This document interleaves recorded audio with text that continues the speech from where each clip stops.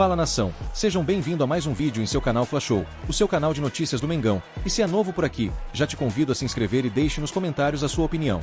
São 11 anos que o Tite não toma de 4, né? Dirigindo clubes brasileiros. E pela seleção isso também não aconteceu. De fato, foi muito impactante o que aconteceu para o Flamengo ontem no Newton Santos. E até, inclusive, Mari, Bruno, Donk e Marra, eu fiz questão de comparecer na sala de coletivas depois do jogo, até para poder observar o semblante do Tite. E quando ele começa a coletiva falando, o Flamengo não pode perder de 4-1, não pode tomar 4 gols, a sensação que eu tenho que ele falou quase que na terceira pessoa, como se ele não fosse o responsável por isso, mas não numa intenção de se esquivar da responsabilidade, mas de tão incrédulo que ele estava com o descontrole do jogo, né?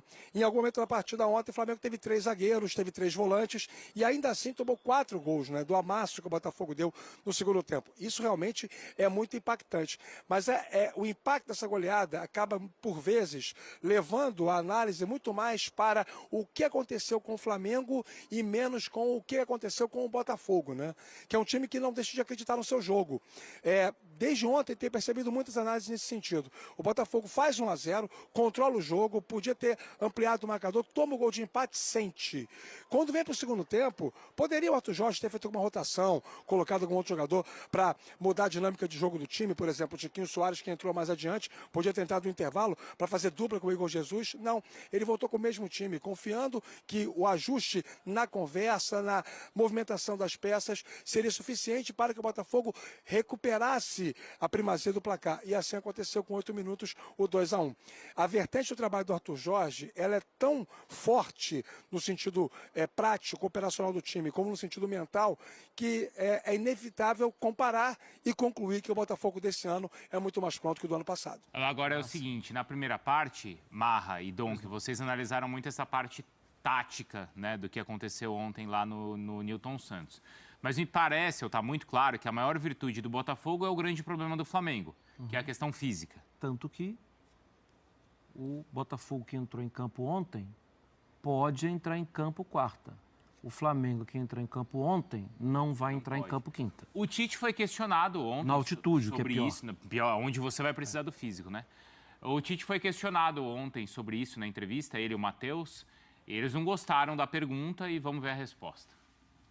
Eu vou responder para ti, porque se tu colocar todo o Flamengo, toda a torcida do Flamengo, daqui a pouco tu tá sendo um porta-voz de todo, e aí me parece que é um pouco demais. Os aspectos físicos, eles são levados em consideração, sim, mas é o conjunto todo. Inclusive o tático, tem que mudar e estruturar a equipe, sim, ele é de um conjunto da obra. A gente fala da sequência do calendário, quando a gente fala que a gente tem que cuidar da saúde dos atletas, aí tá mostrando por quê.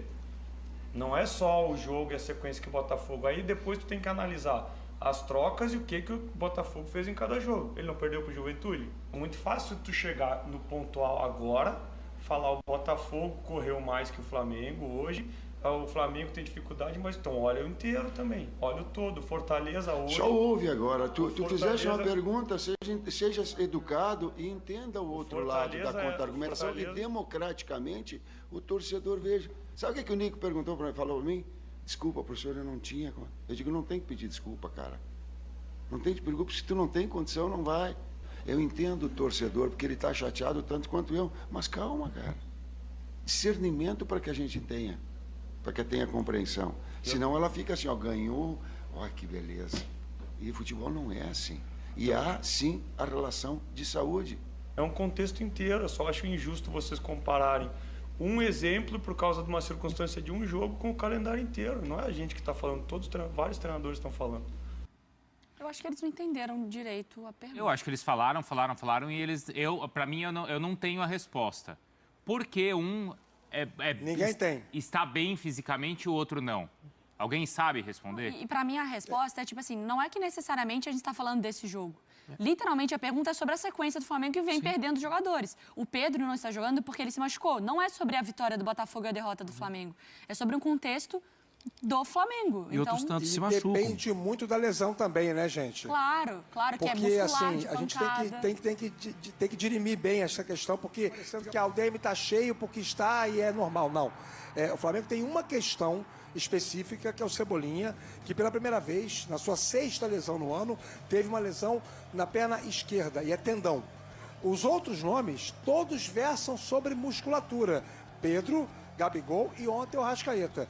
Então são questões que estão diretamente, além do Vinha, associadas a, sim, parte física. Você pode debater, e para isso seria importante ter todos os elementos que a Comissão Técnica do Flamengo tem, de maneira mais detalhada, específica, compartilhada com a torcida e com a opinião pública. Porque eu acho que isso ajudaria a todo mundo que trabalha no futebol, que participa do ecossistema, a entender melhor o que é a ciência do jogo. Se você tem lá marcadores que respaldam uma decisão de preservação, é legítimo que você preserve o atleta. Mas se ainda assim, ou por vezes, num limite, você coloca o atleta e ele se machuca porque tem um desgaste, porque tem um esgotamento, isso poderia ser preservado, e aí o Flamengo poderia estar cometendo alguma falha interna, é uma condicionante, eu não estou afirmando porque eu não tenho esses elementos para afirmar, mas pode haver alguma falha sim, ou pode ser obra do acaso. Jogadores se machucam, esse é um conceito meio que amplo, mas em nenhum dos casos os dados, as informações são suficientemente explícitas para todo mundo.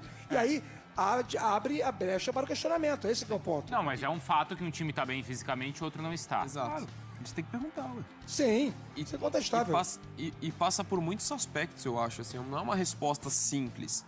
O Rafael até falava dessa situação que é difícil a gente ter uma resposta que você não tem a questão de informação. E eu acredito muito nessa preocupação do Tite, porque vamos lembrar o Flamengo e Palmeiras do primeiro turno.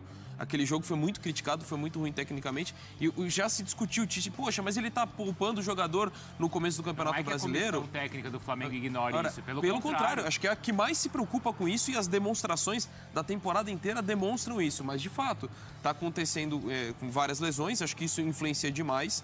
A gente pode falar, o elenco do Flamengo, tecnicamente, é o melhor para mim que tem, mas, assim, o quanto que fisicamente não estava pronto para encarar toda essa sequência, até porque você tinha que pensar no contexto, quando você contrata alguns jogadores, você já tinha que saber que ia acontecer a Copa América e que eles seriam convocados. Por mais que você discorde, e que é de fato um absurdo ter acontecido o que aconteceu, mas você também tinha que ter isso em vista. Talvez você poderia ter pensado numa profundidade um pouco maior, esse é um outro ponto que poderia entrar em questão. E também outra questão, não é de hoje que a gente está falando de uma queda física, e não é só da passagem do Tite. Sim. Então é um problema crônico no Flamengo, a questão de você conseguir manter a intensidade. Porque se ele consegue manter a intensidade, tecnicamente, ele tá acima de qualquer time para mim ainda. Eu tô quase dando razão pro Donan, naquele dia que ele falou aqui no Sport Center sobre a questão de elenco. Se você dar razão pro Donan, pensa duas vezes, mas pode falar. Então, mas eu falei quase. Porque, assim, querendo ou não, também eu entendo ali quando o Matheus e o Tite falam sobre quem entrou no Botafogo, a força que o Botafogo tem. O Botafogo tem um ótimo elenco. Mas o Botafogo é Nós temos outras equipes também que passam por problemas físicos, mas o do Flamengo parece muito recorrente há muito tempo. E o Flamengo tá com um monte de gente machucada, mas olha pro banco e não tem de onde tirar. Vai com o Carlinhos no ataque. Então, eu acho que isso mostra bem a diferença. Mas aí é questão do que faz o Textor investir no Botafogo. Botafogo é um trampolim para alguns jogadores saírem dali para depois jogarem na Europa. A gente não sabe exatamente como é que vai ser o futuro, mas a tendência é essa, né? Luiz Henrique, Almada e tal. Só que o clube está se beneficiando o time em campo está se beneficiando desse sistema. Então, acho que passa por aí. Passa pela questão da janela que o professor tocou, passa, e, consequentemente, por uma melhor condição física do Botafogo. Jogadores que chegam descansados no meio da temporada, estão inteiros, e o Flamengo está caindo aos pedaços. Deixa eu fazer uma pergunta. Vamos voltar no que eu reclamei aqui semana passada. O Flamengo está fazendo uma janela até aqui pífia. Não está fazendo. Eu concordo que o Flamengo precisa de um ou outro reforço, que não se movimentou na janela e agora vai tentar. Inclusive o Marcos Braz falou sobre o Michael. Mas eu fico em dúvida, eu quero ouvir vocês. Quando, por exemplo, o professor disse agora há pouco que o elenco do Flamengo é curto. Isso não é um exagero, gente? Ficou curto. O elenco é curto. Agora ficou curto. Tem De La Cruz, tem Arrascaeta, tem Alan, tem Pulgar, tem 2 laterais, Vinha e Ayrton Lucas, tem Mateuzinho e Varela, zagueiro tem um monte, tudo de qualidade. Aí tem Gabigol, tem Pedro. Agora vai perder. Isso é curto? Vai perder porque o machucaram Wesley. 5 de uma vez? Então, vai perder o Wesley. Tudo bem, se você disser assim, o Botafogo está com um elenco melhor no momento, vamos discutir, talvez tenha razão. Mas o elenco do Flamengo, que até outro dia era o melhor do país, agora é curto? Ficou curto. Eu acho que Ficou curto porque machucaram 5 de uma vez. É pela qualidade desses jogadores, mas é também pelo planejamento. Planejamento de como você vai girar esse elenco ao longo do ano. O Flamengo sofreu e ainda sofre as consequências do Campeonato Brasileiro não ter parado durante a Copa América. Então, ele desgastou muito o elenco porque muita gente saiu. E quem saiu quando voltou, não voltou descansada, voltou cansada porque tinha disputado a Copa América. Isso tudo vai acumulando. É um acúmulo de questões no Flamengo. Mas é curto, não é um exagero dizer que é curto? Não é que seja curto, mas ele precisa... da forma como funciona o futebol brasileiro, é preciso que você traga jogadores no meio do ano. Aí eu concordo. E assim, estou de acordo. E não é trazer no final da janela. Eu também acho. Porque ele já perdeu aí algumas semanas que outros clubes já estão jogando com reforços e que já melhoraram a base dos reforços. Os reforços do Palmeiras e do Botafogo já estavam treinando antes da janela abrir. E tem a questão das inscrições. Eu concordo com vocês. Tem a questão das inscrições também. Agora, cada um tem uma política. Eu acho que o problema foi o Flamengo não ter política. Para essa fase de oitavas de final da Libertadores já foi. E quanto ao Textor, os jogadores que vão para a Europa, como diria o botafoguense Vinícius de Moraes, que seja eterno enquanto dure. Uma goleada contra o Flamengo, uma possibilidade de título brasileiro, talvez uma Libertadores, daqui a pouco o Thiago Almada pode ser um destaque na Libertadores. Por que não? Porque é um tipo de política. Agora, o Flamengo tem que ter alguma política, além da política que faz o Brás, né? Não é dessa política que eu estou falando. Tem que ter alguma política para tudo isso que era perfeitamente previsível, né? A gente sabia que ia ter Copa América, a gente sabia que o Flamengo ia ser muito desfalcado por jogadores importantes na Copa América. Tudo isso não é que caiu do céu, tá? Deu azar de machucarem os principais jogadores, mas, por outro lado, é algo perfeitamente planejado. Azar, mas é um azar, assim, quase todas as lesões são musculares, que são decorrência da sequência de jogos.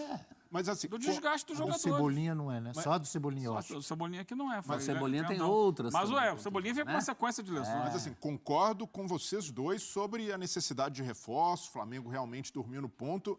Mas ontem também teve a parte do treinador. Teve. O Tite ontem, ele até assume, diz... Não poderíamos ter tomado 4 gols, mas bate muito na tecla do calendário e ele tem razão. Ninguém tira a razão do Tite sobre isso. É um calendário inchado, que realmente leva os jogadores ao limite e expõe todos a risco de lesão. Agora, feita essa ressalva, não pode usar a parte física como desculpa para tudo. Não pode virar uma muleta. Ontem, o Flamengo... A parte física é problema para todo mundo, Exato. Né? Jogadores e principalmente comissão técnica... foram mal. E, para mim, ontem foi a pior atuação do Tite como técnico do Flamengo desde que chegou.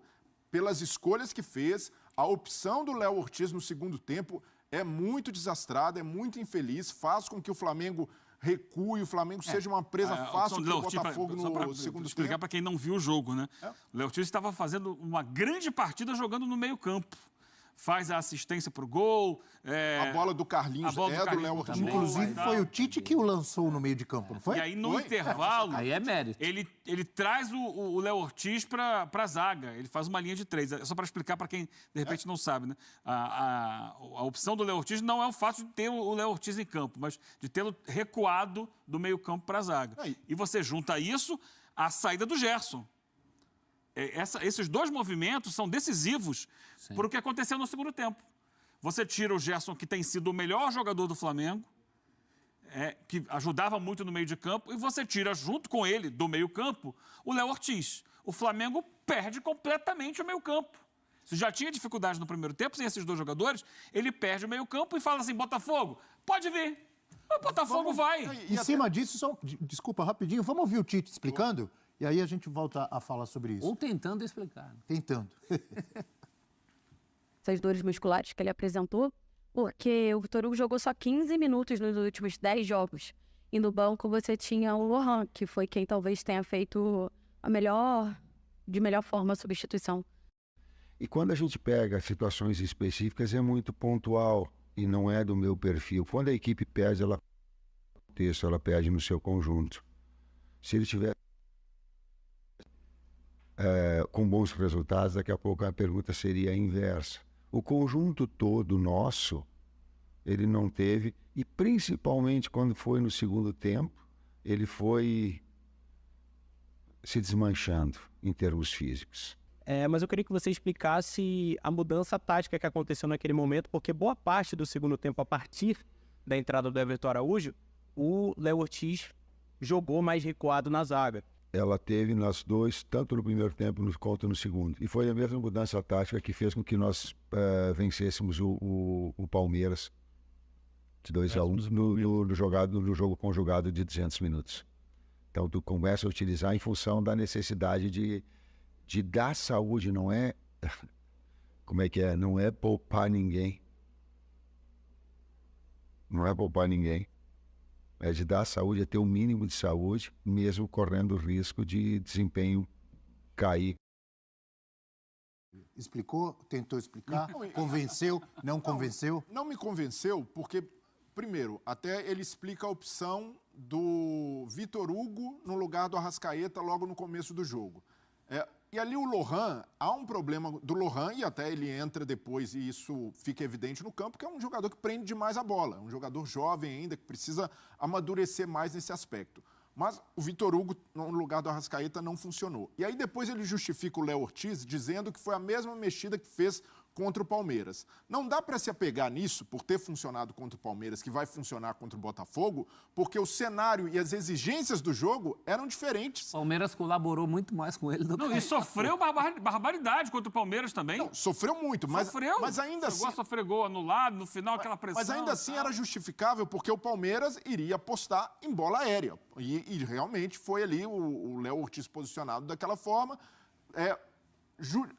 Fez jus ao que o Tite explicou de ter mais um homem na área para disputar essa bola aérea. Contra o Botafogo, essa não era a exigência.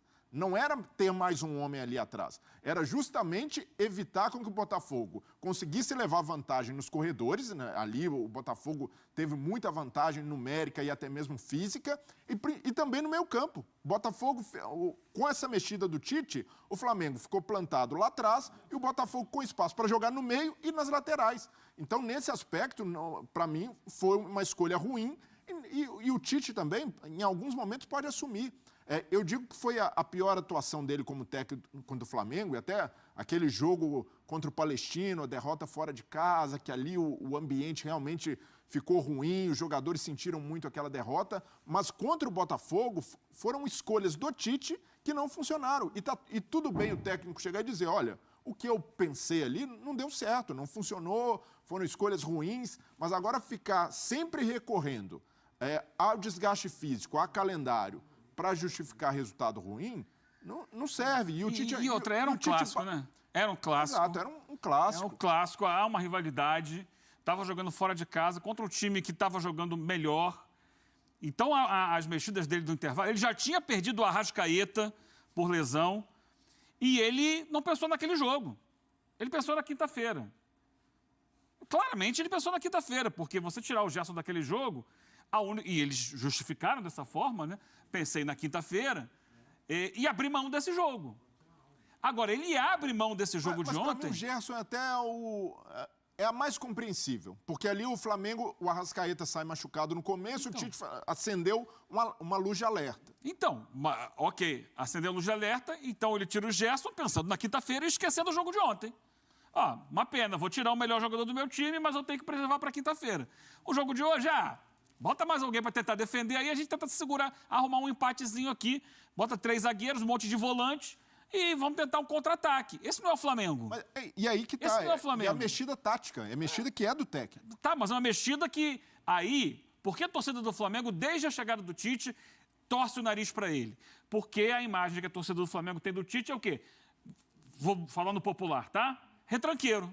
É isso. A imagem que a torcida, em geral, tem é de um cara que está mais preocupado com a defesa do que com o ataque. Aí você está empatando um jogo fora de casa, contra um adversário muito forte, você tira um cara que está bem no meio-campo, recua ele para a zaga, tira o único jogador de meio-campo que tem capacidade para fazer alguma coisa e bota mais um menino para marcar. Volante. Então ficou com meio-campo, com Everton Araújo, com o Vitor Hugo, todos garotos que são jogadores mais defensivos. E depois saiu o Alan, que estava jogando também, que a torcida também não joga. Mas só quando já tinha tomado 3. Ontem ele deu todos os motivos para ser chamado de retranqueiro. Reforçar um estereótipo que é até injusto com a carreira dele. Todas foram alterações, caranguejo, tudo para trás. E pior, para nada. Porque é também um jeito de jogar. Você se fecha, sai no contra-ataque. Ele não ganhou nada na defesa. Ele perdeu o meio-campo. Ele não ameaçou nos contra-ataques. Uma saraivada de golpes, como diriam no boxe. Então é indefensável mesmo, né? Não é exagero dizer, eu falo com todo o respeito, mas o Flamengo foi massacrado. Segundo tempo foi. Essa é a palavra. O Flamengo foi massacrado pelo Botafogo. E a gente está falando muito do Flamengo, do Tite. Quero falar um pouco mais do Botafogo agora. Porque é uma semana espetacular. O Botafogo ganhou dos 2 gigantes do futebol brasileiro dos últimos anos. E ganhou jogando bem. Dos 2 papatítulos. Palmeiras e Flamengo. São os times que têm colecionado taças nos últimos anos, com grande investimento. O Botafogo ganhou do Palmeiras na Libertadores, merecendo a vitória, jogando melhor. O Botafogo atropelou o Flamengo pelo Brasileiro, merecendo a vitória, jogando melhor. E aí o Botafogo lidera o Campeonato Brasileiro, o Botafogo está a um empate de chegar às quartas de final da Libertadores. Aí os adversários vão dizer, mas peraí, o Botafogo não ganhou nada. É verdade, o Botafogo não ganhou nada e nós não sabemos se vai ganhar. Mas, no momento, o Botafogo, na minha visão, está jogando o melhor futebol do Brasil. Mas calma que o teste de fogo é quarta-feira. O teste de fogo é quarta-feira. Acabei de dizer, o Botafogo não ganhou nada e ele pode ser eliminado pelo Palmeiras na quarta-feira. Mas a gente está falando aqui da opção do Tite. Mas, assim, o Tite a pensou bola no jogo que está de jogando. quinta. O Botafogo não pensou no jogo de quarta. O Botafogo pensou no jogo de ontem. E o Botafogo... Ele entrou com a mesma escalação que jogou contra o Palmeiras. Essa bola que o Botafogo está jogando encanta mais do que jogou no ano passado com o Luiz Castro? Ou é mesmo nível? É melhor. Abaixo? É melhor. É melhor. Encanta mais? Esse Até Botafogo de hoje? Ele tem mais peças de qualidade do meio para frente. Exatamente. Ele não tinha o Luiz Henrique, por exemplo. E o processo... é um jogador que faz muita diferença, muita técnica. E é o processo natural, né, Eugênio? Quando se tem... De mais investimento. E se tem um projeto que é constituído, não é um projeto exatamente de curto prazo que no ano passado deu frutos até inesperados. O Textor não esperava brigar pelo título brasileiro no ano passado e até mostrou ali que não tinha cancha para isso, para segurar essa pressão, para entender o que é uma disputa de título brasileiro. Então, o Botafogo aprendeu muito com a temporada traumática do ano passado. Tirou muitas lições dali e continuou com um projeto que é consistente, que é um projeto que tem perspectivas muito boas. Então, a expectativa era realmente que esse projeto evoluísse e o campo mostrasse isso. E aí, novamente, por mais que o Textor tenha errado muito na reta final da temporada passada, na escolha de técnicos, depois da saída do Luiz Castro, acertou em cheio na escolha do Arthur Jorge. O Arthur Jorge ele demonstra que é um técnico não só preparado para esse nível de desafio, mas principalmente adequado ao elenco que o Botafogo montou, porque ele está sabendo utilizar muito bem os jogadores que o Botafogo tem à disposição e o principal, ele não se apega somente a jogar de maneira direta, a jogar de maneira vertical. É um time que tem muito repertório com a bola, que sabe o que fazer e mesmo nos jogos ruins, conseguiu pressionar dessa forma. Contra o Cruzeiro, por exemplo, tomou um 3-0. Foi um placar elástico, mas o Botafogo também produziu. Por mais que o torcedor do Botafogo queira esquecer aquela partida, mas ainda assim teve competitividade, ainda assim teve criação. Então é um Botafogo que hoje, para mim, é mais vistoso que o Botafogo de 2023. Então, isso tem os dois lados. Um lado que você já concordou com o Eugênio, o professor vai falar também, que esse Botafogo joga até um futebol mais vistoso, que é incrível. Porque aquele Botafogo do Luiz Castro jogava muita bola, fez um primeiro turno avassalador. Então, esse time estar encantando mais, ou ter mais opções, já é espetacular. Então, isso é um ponto positivo. O outro lado, na minha visão, é que se o Botafogo não ganhar nenhum título, a pancada vai ser... Não sei se vai ser tão grande, porque do jeito que ele perdeu ano passado, é difícil perder de novo. Até porque ele não abriu vantagem. Ele está na liderança. Mas se o Botafogo não for campeão brasileiro nem Libertadores, Copa do Brasil ele já saiu para o Bahia. Vai ser uma frustração enorme com essa bola e com esse time que tem também, né? Mas é preciso entender que há momentos e momentos na temporada, né, Abel? As equipes normalmente não mantêm o mesmo desempenho ao longo do ano inteiro. Normalmente há oscilações. O Botafogo teve um grande momento ano passado no primeiro turno do campeonato e o segundo turno acabou descendo a ladeira. O momento atual do Botafogo é excelente. Ele não tem elenco para manter essa bola? Ele tem boas opções, mas ele já está jogando perto do limite. Porque, repito, não tem Júnior Santos, não tem Eduardo, que eu não citei agora há pouco, né? Não tem o Eduardo, só tem o Matheus Pontes para lateral direita, não tem o Jefinho machucado, o Tiquinho está voltando a meia boca. Então, assim, ele jogou ontem, eu vou colocar aqui, o Flamengo entrou pensando na quinta-feira. Se ele conseguir a classificação quinta-feira, ameniza muito a goleada de ontem, embora ela esteja na história. Ninguém vai apagar mais, mas vai dar uma amenizada.